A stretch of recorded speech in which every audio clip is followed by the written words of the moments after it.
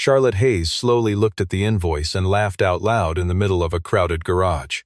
Just to inspect her $5 million hypercar, the man in the grease-stained jacket standing before her had asked for $899. The managers behind her laughed along with her. But Jackson Reed did not argue. He simply closed his toolbox and calmly said she did not need to pay him. He also would not touch the car again. Charlotte thought she had just won the bargain. 2 days later, the $5 million car was completely motionless. Charlotte Hayes had built her name on confidence long before she inherited the company that made it famous. As the chief executive of Hayes Automotive, she carried herself like someone who had never once been told no and meant it. She wore tailored blazers the color of dark steel, kept her hair pulled back with surgical precision, and walked through every room as though the floor itself had been designed to hold her weight and nothing more. On the morning of the unveiling, photographers and engineers and junior executives filled the private showroom floor, all of them waiting for her to unveil the company's crown jewel. The car at the center of the room was not simply a vehicle. It was a statement, a $5 million hypercar built with a hand-assembled engine, carbon fiber body panels imported from 3 different countries, and a top speed that had taken 2 years of wind tunnel testing to perfect. Hayes Automotive had staked its entire upcoming international showcase on this single machine, and Charlotte had personally approved every detail down to the stitching on the leather seats. The press had already started calling it the future of performance engineering, and Charlotte intended to make sure that headline stuck. Then, 3 days before the unveiling was meant to go public, the engine refused to start. It happened without warning during a routine diagnostic run. The dashboard lit up with cascading error codes that meant nothing to the technicians staring at the screen, and within minutes the entire electrical system locked itself into a defensive shutdown that no one in the building knew how to override. Adrian Cole, the company's chief technical officer, rushed down personally to oversee the situation, certain that his team could resolve it within the hour. The hour passed. Then another. Then an entire day disappeared into a blur of disconnected battery packs, swapped sensors, and increasingly tense phone calls. The car sat motionless in a secured storage bay, its hood propped open like a patient mid-surgery, surrounded by men and women in clean uniforms who had no idea what they were looking at. Charlotte stood at the edge of the room watching them work, arms crossed, jaw tight, refusing to let her expression slip into the panic she actually felt building beneath her composure. She had press flights booked.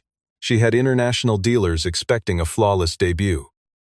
She had board members who had already begun asking pointed questions about delays, and she did not have a single honest answer for any of them. By the second day, Adrian's confidence had started to crack at the edges, though he refused to admit it out loud.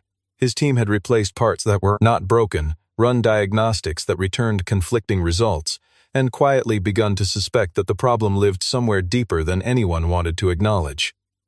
Charlotte called an emergency meeting that evening, slamming her tablet onto the conference table hard enough to make the younger engineers flinch. She told them in no uncertain terms that the car needed to be running before the showcase, and that she did not care how it happened or who it required. It was Adrian, finally cornered with no remaining excuses, who mentioned the name almost reluctantly. There was a man, he said, who ran a small independent garage outside the city limits. Difficult, unconventional, not someone Adrian particularly wanted to call. But if anyone outside their own walls could look at a problem this strange and actually understand it, it would be him. Charlotte did not recognize the name, and in that moment she did not care who the man was. She only wanted her car running again, and she wanted it running soon. Jackson Reed's garage sat at the edge of a quiet industrial road, a low building with peeling paint and a gravel lot that rarely held more than 2 cars at once. There was no sign out front advertising his name, no glossy branding, no waiting room with magazines and coffee machines. Just a man, a set of tools that had clearly seen decades of use, and a reputation that traveled exclusively by word of mouth among people who understood exactly what they were looking at when they watched him work. He arrived at Hayes Automotive's facility in a faded work jacket with grease stains permanently pressed into the fabric, carrying a single metal toolbox that looked older than some of the engineers standing nearby. Adrian met him at the entrance with a tight, apologetic smile, the kind reserved for situations where pride had already been swallowed once and would likely need to be swallowed again. Jackson said little. He simply nodded, asked where the vehicle was located, and followed Adrian through the building without a single question about timelines or expectations. Charlotte was waiting near the storage bay when he arrived, flanked by two of her senior managers, and the first thing she noticed was how unremarkable he looked. No designer watch, no confident swagger, no air of someone who expected to be taken seriously in a room full of polished executives. She exchanged a quick, knowing glance with one of the managers beside her, the kind of glance that needed no words to communicate exactly what she was thinking. Jackson walked a slow circle around the car before he ever touched it. He crouched beside the front wheel well, listened to something only he seemed to hear, and ran his fingers along the section of wiring near the engine bay with the careful attention of someone reading Braille. He spent nearly 40 minutes simply observing before he finally opened his toolbox, and in that time he asked exactly 3 questions, each one sharper and more specific than anything the in-house engineering team had asked in 2 full days. When he finally straightened up, he told Charlotte that the issue was not simple, and that whatever was causing the shutdown lived somewhere deeper than a faulty sensor or a loose connection. He explained that a proper diagnostic, one that would actually identify the root cause rather than guessing at symptoms, would require specialized equipment and several hours of focused work. The fee for that diagnostic, he said plainly, was $899. The silence lasted only a second before Charlotte laughed, a short, sharp sound that echoed off the concrete walls of the storage bay. She asked him, only half joking, if he understood what kind of car was sitting in front of him. The managers behind her chuckled along, one of them muttering something about garage rates for a $5 million machine, and the sound of their amusement filled the space where Jackson's quiet explanation had just been. Jackson did not raise his voice. He did not defend the number or attempt to justify it further. He simply looked at Charlotte for a long moment, the kind of look that held more patience than offense, and waited for the laughter to settle into silence before he said anything else at all. Charlotte folded her arms and waited, expecting an apology or at least an attempt to lower the price. Instead, Jackson explained calmly and without a trace of defensiveness that the fee he had quoted was not a repair cost at all. It was a specialized diagnostic charge, the kind reserved for problems that required custom equipment most general garages did not own and most manufacturers refused to admit they needed. He told her that fixing the actual problem once identified would likely cost far more, and that the number she found so laughable was simply the price of finding the truth. Charlotte's smile thinned. She told him in the clipped tone she usually reserved for board members who had disappointed her that she would not be paying for guesswork dressed up as expertise. She said it loudly enough for the room to hear, loudly enough that Adrian visibly stiffened beside her, and loudly enough that the 2 managers behind her exchanged another satisfied glance, certain their CEO had just put an overconfident mechanic back in his place. Jackson listened to all of it without interruption. When she finished, he simply nodded once, closed the latch on his toolbox, and lifted it from the ground with the same unhurried calm he had carried since the moment he walked through the door. There was no anger in his movements, no wounded pride, just the quiet efficiency of a man who had clearly been underestimated before and had long since stopped finding it surprising. He turned toward the exit, then paused just long enough to look back at the car, then at Charlotte, then at the small crowd of managers still smirking near the storage bay entrance. His voice, when it came, was even and unremarkable, almost gentle in its delivery, which made what he said land with far more weight than if he had shouted it. Then the car will never move again. The laughter that followed was instant and loud, the kind of laughter that fills a room when people believe they have just witnessed someone embarrass themselves on the way out the door. One of the managers actually clapped once, sarcastically, as though applauding a poor performance. Charlotte allowed herself a small, satisfied smile, certain she had just watched an overpriced mechanic retreat from a fight he never should have started in the first place. Adrian laughed loudest of all, relieved that the awkward, unconventional outsider he had reluctantly recommended was finally leaving the building, taking his strange demands and his stranger confidence with him. Nobody in that storage bay, least of all Charlotte, gave Jackson's parting words a second thought as he walked out into the gravel lot, climbed into his worn pickup truck, and drove away without once looking back toward the building. What none of them understood yet, standing there congratulating themselves over a victory that had cost them nothing but a moment of cheap satisfaction, was that Jackson Reed had never once exaggerated a diagnosis in his entire career, and he had absolutely no intention of starting now. The morning after Jackson left, Adrian assembled his entire technical division and announced, with more confidence than the situation deserved, that they would solve the problem internally and prove that an outside diagnostic had never been necessary in the first place. Charlotte approved overtime for the whole team, certain that throwing enough skilled hands at the car would resolve whatever minor glitch was hiding inside its wiring. Neither of them yet understood the size of the mistake they had just made. The team began by replacing the battery management module, convinced the cascading errors pointed to a power distribution failure. The car remained silent. They moved on to the sensor array near the engine bay, swapping out 3 separate units that had shown irregular readings during testing, certain that one of them had to be the culprit. Still nothing. Days passed in a blur of disassembled panels and discarded parts, each replacement costing tens of thousands of dollars in specialized components that Hayes Automotive had to source on emergency timelines from suppliers across multiple countries. By the 4th day, the diagnostic errors had not improved, they had multiplied. What had once been a single warning code blinking on the dashboard had grown into a cascade of conflicting signals, some of them contradicting each other entirely, as though the system itself no longer trusted its own readings. One senior engineer admitted privately to a colleague that he suspected they had made things worse through sheer trial and error, though neither of them dared say it within earshot of Adrian. The total repair expenditure had climbed past $400,000, an amount that triggered automatic review from the finance department and several uncomfortable questions from board members who had been kept in the dark about the severity of the situation. Charlotte found herself fielding calls she did not want to take, offering vague reassurances about timelines she no longer believed in, all while the international showcase crept closer with every passing hour. The car, despite every part replaced and every diagnostic run, would not start. Not a flicker. Not a single functioning system beyond the dashboard lights that continued their meaningless, mocking cascade of errors.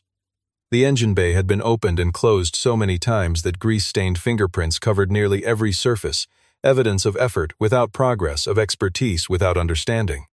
Word began leaking outside the company walls, as it always does when enough engineers whisper to enough friends in the industry. A small automotive blog ran a short speculative piece questioning why the celebrated unveiling had been quietly postponed without explanation. It was a minor mention, buried beneath bigger headlines, but Charlotte read it 3 times anyway, feeling something cold settle into her stomach that she did not entirely recognize as fear, though it certainly resembled it.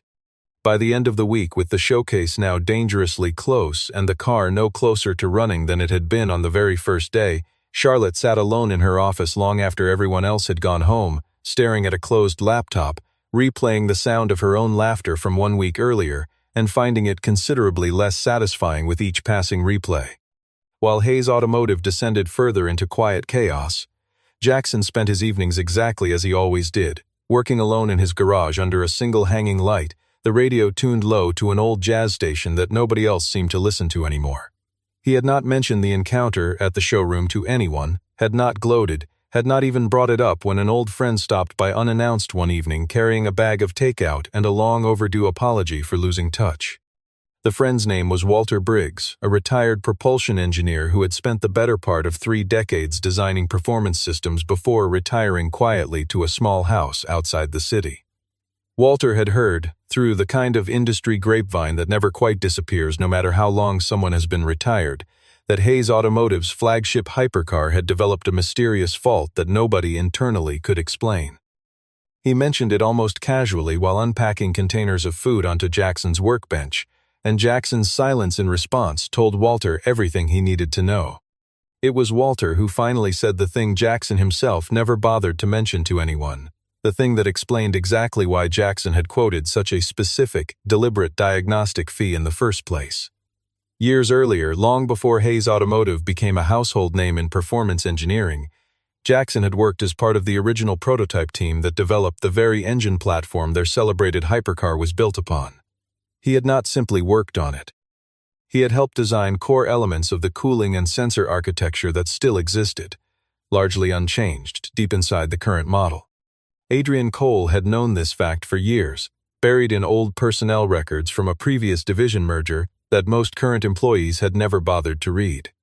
When Jackson's name first came up as a possible solution to the crisis, Adrian had recognized it immediately, and had said nothing to Charlotte about the history connecting Jackson to the very engine they could not understand. It was easier, Adrian had decided in that moment, to let Charlotte underestimate an unfamiliar outsider than to admit that the most qualified person for the job had once been a colleague Adrian quietly resented and eventually pushed out of the company entirely. The reasons were not complicated, even if Adrian preferred not to examine them too closely. Jackson's technical instincts had always been sharper than his own, his diagnostic skill more intuitive, his reputation among engineers who actually understood propulsion systems considerably more respected than Adrian's carefully managed corporate image. Watching Jackson walk away from the showroom in humiliation had felt, to Adrian, like a small and necessary correction to an old imbalance that had bothered him for years. Jackson, for his part, harbored no illusions about why Adrian had brought him in, only to let him be mocked without defense. He had recognized Adrian's face the moment he walked through the door, had understood within seconds exactly what kind of professional courtesy he could expect from a man who once celebrated his exit from the company with a small private toast among colleagues who thought no one was listening. None of it surprised him. None of it changed what he already knew about the engine sitting motionless inside that storage bay, waiting for someone willing to actually listen to what it was trying to say. With the showcase now less than a week away and her own engineering team thoroughly defeated, Charlotte authorized an emergency budget to bring in outside specialists, the kind of consultants whose names appeared in trade publications and whose hourly rates reflected reputations built over entire careers.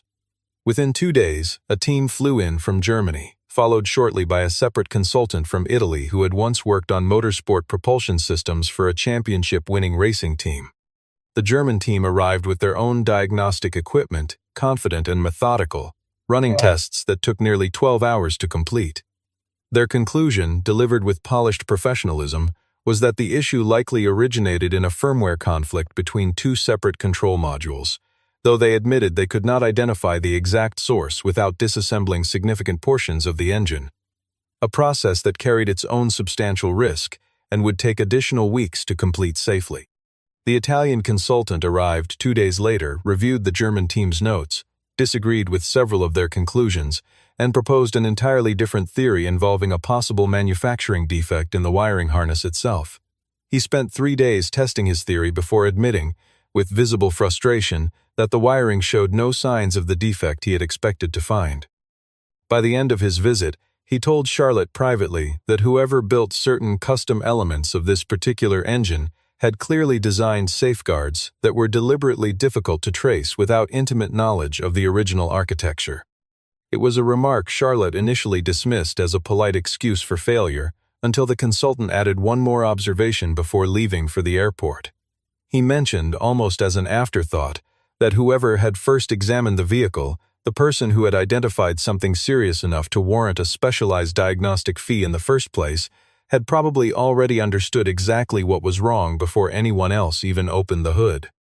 Charlotte sat with that remark for a long time after he left, turning it over in her mind while staring at yet another invoice for failed consulting work that had cost considerably more than the number she had laughed at 1 week earlier. For the first time since the crisis began, she found herself questioning not the strange mechanic from the small garage, but Adrian, the man who had brought him in, dismissed him almost as quickly, and never once mentioned anything resembling a history between them. That night, she pulled up Hayes Automotive's internal personnel database, searching through old records with a growing, uncomfortable suspicion that something important had been deliberately left out of every conversation she'd had about this crisis so far. She did not yet know what she was looking for, but she had built a career on trusting her instincts, and her instincts were telling her, quietly but insistently, that someone inside her own company had been less than honest with her from the very beginning. The search took most of the night, but eventually Charlotte found what she had not realized she was looking for. Buried in an archived personnel file from a division merger that predated her own time as chief executive, she found Jackson Reed's name listed among a small team of original engineers credited with developing the prototype platform that eventually became the engine powering her company's flagship hypercar. The file was old, poorly scanned, and clearly had not been opened by anyone in years, but the information inside it was unmistakable. Jackson, she learned, had not simply contributed to the prototype team. He had held multiple patents related to cooling efficiency and sensor calibration, patents that Hayes Automotive still used in current production models without most employees ever realizing where the underlying architecture had originated. Industry forums she found through careful searching referred to him in respectful, almost reverent terms, the kind of language reserved for engineers whose work quietly shaped an entire category of vehicles long after they themselves had left the public spotlight. What disturbed her most was a separate document, a brief internal memo from years earlier, in which Adrian had formally recommended Jackson's removal from the engineering division following what the memo vaguely described as creative differences. Charlotte read the memo twice, then a third time, searching for any legitimate justification buried in its carefully neutral language, and finding none that explained why a man with Jackson's documented expertise had been pushed out rather than promoted. She confronted Adrian the following morning in his office, closing the door behind her with a deliberate quiet that unsettled him far more than shouting would have. She placed both documents on his desk without a word and watched his expression shift from confusion to recognition to something far more guarded as he realized exactly what she had found.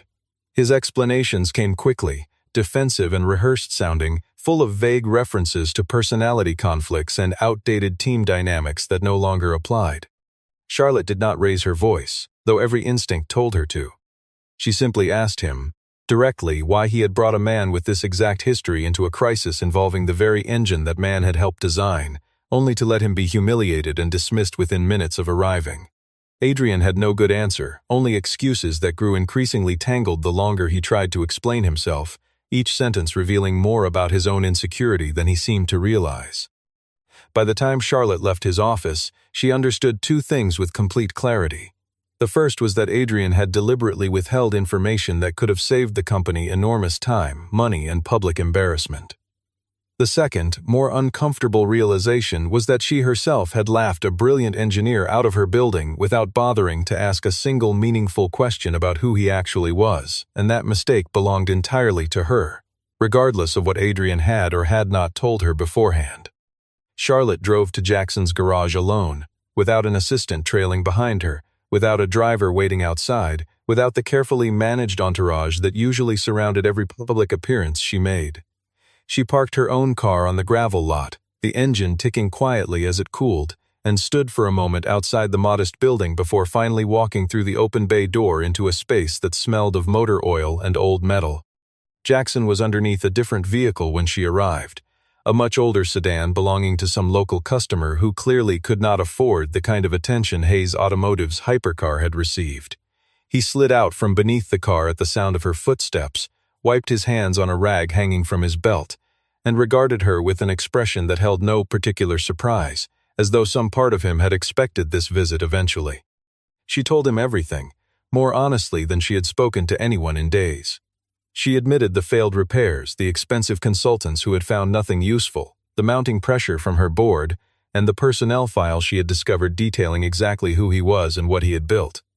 She asked him, directly and without the polished diplomacy she usually relied on in business negotiations, to come back and finish what he had originally offered to do. Jackson listened without interrupting, the same patient quality in his expression that had unsettled her so much during their first meeting. When she finished speaking, he shook his head slowly and told her no, his voice calm but absolutely final. Charlotte blinked, genuinely caught off guard, certain that an apology combined with whatever fee he wanted would be enough to resolve the entire situation. She offered him double the original amount, then triple, watching his expression remain unchanged through each escalating figure until she finally asked him outright what it would actually take to convince him. Jackson set down the rag in his hands and looked at her steadily before answering. He told her this had never been about money, not from the very beginning, and that no amount she offered would change what had actually happened in that storage bay 1 week earlier. He explained, simply and without bitterness, that he had spent years building a quiet, respectable life after leaving an industry that once treated his expertise as disposable the moment it became inconvenient. Watching an entire room laugh at him for naming an honest price had reminded him exactly why he left in the first place, and no check, regardless of the number written on it, could undo the experience of being dismissed in front of strangers, simply because he did not look the way people expected an expert to look. Charlotte stood in silence for a long moment after he finished speaking, feeling something genuinely uncomfortable settle over her, an emotion she did not immediately recognize as shame because she so rarely allowed herself to feel it. She thanked him quietly for his time, turned, and walked back out to her car without another word, driving away with far more to think about than she had arrived with. Charlotte returned 3 days later, this time without any offer of money at all. She found Jackson outside his garage replacing a tire on his own truck, and she waited quietly until he finished before saying anything. When she finally spoke, the words came slower than before, less rehearsed, carrying none of the polished confidence she usually wielded so easily in front of cameras and shareholders. She apologized, plainly and specifically, for laughing at him, for allowing her managers to mock him without correction, and for failing to ask even one basic question about his background before dismissing him entirely. She told him she understood now that her mistake had nothing to do with the price he quoted and everything to do with how quickly she had decided he was not worth taking seriously, based on nothing more substantial than his appearance and his quiet manner. Jackson studied her for a long moment, searching her expression for the practiced sincerity executives often used when an apology served their own interests more than anyone else's. What he found instead seemed genuine enough that he finally nodded slowly and told her he would look at the car one more time, under conditions that were not open for negotiation. He wanted every member of the technical team present, including Adrian, with no exceptions and no excuses for absence. He wanted complete silence while he worked. No interruptions, no second-guessing, no quiet conversations happening behind his back while he tried to concentrate on a problem that had already proven dangerous to underestimate. Charlotte agreed to every condition without hesitation, relieved simply that he had agreed to return at all. Adrian, informed of the arrangement the following morning, felt something cold settle into his stomach that he recognized immediately as fear disguised as irritation. He understood with growing certainty exactly what Jackson was likely to find once he finally opened that engine bay with full attention and no distractions, and he understood precisely how badly that discovery would reflect on the technical decisions Adrian himself had personally approved months earlier during a routine software update. In a final desperate attempt to protect himself, Adrian quietly instructed a junior technician to alter a small section of diagnostic logs before Jackson's arrival, hoping to obscure the timeline connecting a specific firmware update to the very first appearance of the engine's cascading errors.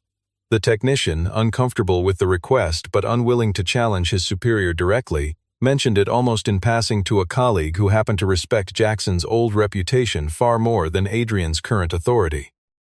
Within hours, word of the altered logs reached Charlotte's office, and for the second time in 2 weeks, she found herself staring at evidence that Adrian had once again chosen self-preservation over honesty. The technical division gathered in the storage bay exactly as Jackson had requested, standing in a loose semicircle around the open engine compartment while Charlotte watched from a few steps back, arms crossed, unwilling to interfere but unable to look away. Adrian stood near the rear of the group, his expression carefully neutral, though the tension in his shoulders betrayed exactly how uncomfortable he felt standing so close to the very problem he had quietly tried to bury just days earlier. Jackson worked in near total silence, exactly as he had asked. He traced wiring paths with steady fingers, occasionally pausing to listen to something through a small handheld diagnostic tool he had brought from his own garage, equipment far more specialized than anything the in-house team had used during their earlier attempts. Nobody spoke. Nobody dared interrupt the methodical, almost meditative focus he maintained as he worked his way deeper into the engine's architecture. After nearly 15 minutes, he found it. A single custom sensor, rare enough that almost no general technician would recognize its specific function, had received a firmware update months earlier that conflicted directly with its original calibration. The update, Jackson explained quietly without looking up from his work, had been approved through standard procedures, and the approval signature on the record belonged to Adrian Cole personally. The room went still in a way that had nothing to do with Jackson's request for silence. Several engineers exchanged glances. Charlotte's gaze moved slowly toward Adrian, who had gone visibly pale, his earlier composure completely abandoned. Jackson did not look up to witness the reaction.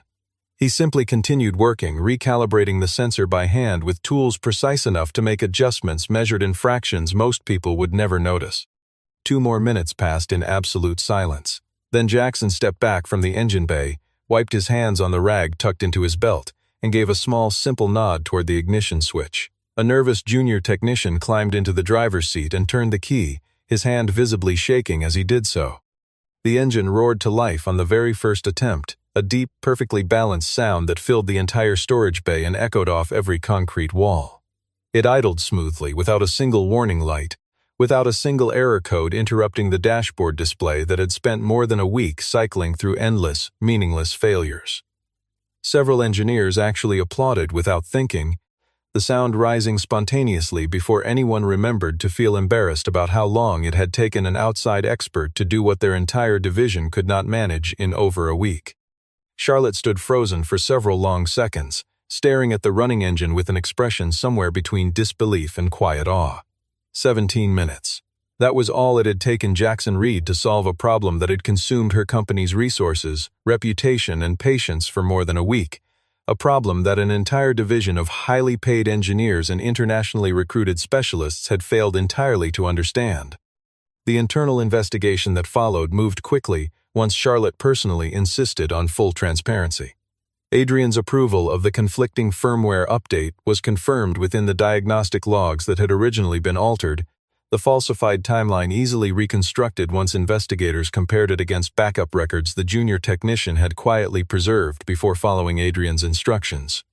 Within 2 weeks, Adrian was formally terminated, his departure handled with none of the quiet dignity he had once arranged for Jackson's own exit years earlier. The board, once informed of the complete situation, expressed less anger toward the technical failure itself and considerably more concern about how close the company had come to a public relations disaster entirely of its own making. Several members privately admitted relief that the truth had emerged before the international showcase rather than during it, a timeline that would have proven far more damaging to investor confidence and public perception alike. The press, predictably, shifted its tone almost overnight. The same outlets that had quietly speculated about a troubled, delayed unveiling now ran stories praising Hayes Automotive's commitment to uncovering internal accountability, framing the entire episode as proof of the company's integrity rather than evidence of its earlier dysfunction. Charlotte found the sudden reversal almost amusing, considering how little credit any of it had to do with her own initial judgment. When the dust finally settled, Charlotte offered Jackson a formal position within the company, a senior engineering role with a salary considerably larger than anything she had originally laughed off as unreasonable. Jackson declined politely but firmly, explaining that he had built his current life deliberately, away from boardrooms and corporate politics, and had no interest in trading his quiet garage for an office overlooking a parking structure. What he requested instead, when Charlotte pressed him to name a fair price for everything he had ultimately done, surprised everyone present in that final meeting. He asked only for the original amount he had quoted from the very beginning, $899. Nothing more, despite the company having spent hundreds of thousands of dollars failing to solve the very problem he resolved in under 20 minutes once given the chance. The room fell into stunned silence, several executives glancing at each other uncertain whether he was joking. Charlotte studied his face carefully, searching for some hidden negotiation tactic, some larger demand waiting beneath the surface of his apparent modesty. She found none. Jackson meant exactly what he said, and the simplicity of his request somehow carried far more weight in that boardroom than any larger sum ever could have. Charlotte asked him directly. Once the room had emptied and they stood alone near the same storage bay where everything had started, why he had not simply asked for more. After everything the company had put him through, after every dollar wasted on consultants who failed where he succeeded, she genuinely wanted to understand why he had chosen restraint over what would have been, by any reasonable standard, a justified demand for far greater compensation. Jackson considered the question for a moment before answering, his tone thoughtful rather than rehearsed. He told her that people could always buy replacement parts. They could buy expensive cars, expensive consultants, even expensive apologies if they tried hard enough and had sufficient resources behind them. What nobody could ever purchase, he explained, was respect once it had already been thrown away in front of an entire room of witnesses, because money addressed consequences, not character. Charlotte said nothing for a long moment, turning his words over carefully, recognizing in them an honesty far more direct than anything she typically encountered in her professional life, where most conversations were carefully managed to avoid exactly this kind of uncomfortable truth. She had spent her entire career believing that sufficient resources could resolve almost any problem, any conflict, any mistake significant enough to threaten her company's reputation. Standing there, listening to a man in a worn work jacket explain something she had never properly considered before, she began to understand that her error from the very beginning had never really been about underestimating his skill. It had been about underestimating what dignity meant to someone who had already lost it once before, at the hands of people exactly like her. Before he left that day, Charlotte made him an offer entirely different from the position she had previously proposed. Not employment, not a title or an office, simply an open invitation to consult independently whenever the company faced problems that required his particular expertise, on his own terms, at his own pace, with full respect for the life he had deliberately built away from corporate hierarchies. Jackson considered it quietly, then finally agreed, extending his hand for the first genuine handshake either of them had offered the other since this entire situation began.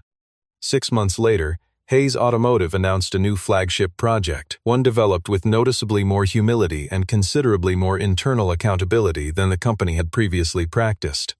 Jackson worked alongside the engineering division as an independent consultant exactly as promised, appearing only when his expertise was genuinely needed, never staying longer than necessary, and never once raising his voice in any meeting he attended throughout the entire process.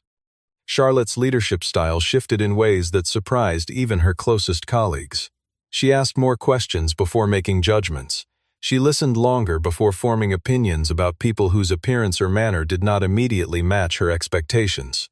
The company, under this quieter, more deliberate version of her leadership, grew steadily stronger, posting better numbers and fewer public missteps than it had in the years before the crisis that started with a single laughed-off invoice. The hypercar that had once nearly destroyed the company's reputation eventually appeared at a major industry exhibition, polished and running flawlessly, drawing crowds eager to photograph the machine that had become an unlikely symbol of corporate transformation. Beside it sat a small, unassuming plaque that Charlotte had personally requested be installed, its message simple and direct for anyone willing to read it carefully. Never judge the value of an expert by the clothes he happens to be wearing. Charlotte stood near the display during the opening reception, watching visitors pause to read the plaque before turning their attention back to the gleaming machine beside it. She smiled quietly to herself, thinking of grease-stained jackets and gravel parking lots and a calm voice that had once promised, without anger or exaggeration, that a car would never move again. Jackson, true to form, did not stay for the reception. He slipped away from the exhibition floor before most attendees even realized he had been present at all, disappearing into the evening crowd while applause for the unveiling rose steadily behind him, content to let the machine speak for itself, exactly as he always had.